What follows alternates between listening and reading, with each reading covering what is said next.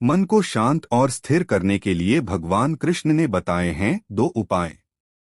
किसी भी चीज को समझने के लिए सबसे पहले मन को शांत रखना चाहिए और फिर काम पर ध्यान देना चाहिए, क्योंकि हम मन से ही प्रश्न खोज लेते हैं और मन में ही जवाब देकर बैठ जाते हैं। भगवान कृष्ण ने मन को शांत रखने के लिए दो चीजें बताई हैं। भगवद गीता में भगवान श्री कृष्ण कहते हैं, मन का बेचैन होना उसका स्वभाव है। हमारे मन को लगता है कि अगर वह अलग अलग बातों के बारे में सोचता रहेगा तो हमें आने वाली हर मुश्किल और मुसीबत से बचा लेगा, पर ऐसा होता नहीं है। हम अपने जीवन का काफी अधिक समय सोच विचार करके परेशान होने में निकाल देते हैं। भगवान श्री कृष्ण कहते हैं कि मन का यह स्वभाव बदलना मुश्किल जरूर है, असंभव नहीं। अच्छा, अब आप एक बात बताइए, क्या आप कौए को कह सकते हैं कि वो काम की आवाज ना करे?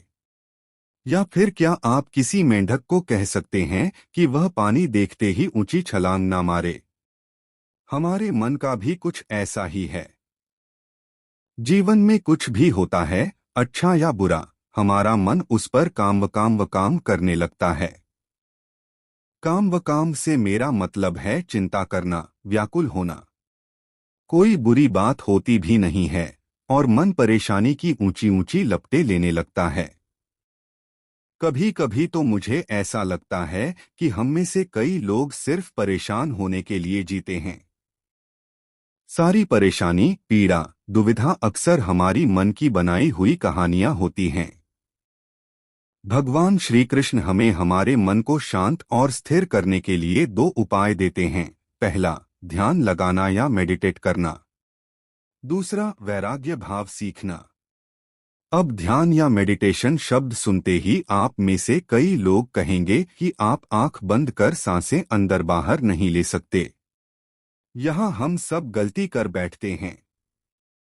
मेडिटेशन या ध्यान का मतलब सिर्फ आंख बंद कर बैठना नहीं होता। मेडिटेशन का मतलब होता है अपना पूरा ध्यान किसी चीज पर लगाना और उसे हटने नहीं देना। अगर आप रोटी बना रहे हैं तो सिर्फ उस बात पर ध्यान दीजिए। अगर आप पिक्चर देख रहे हैं तो अपना पूरा ध्यान पिक्चर पर लगाएं। यह मत सोचिए कि पिक्चर देखकर आप अपना कितना वक्त बर्बाद कर रहे हैं। जब आप जीवन के हर छोटे बड़े काम को पूरे ध्यान से करते हैं तो आपका जीवन ही एक मेडिटेशन बन जाता है।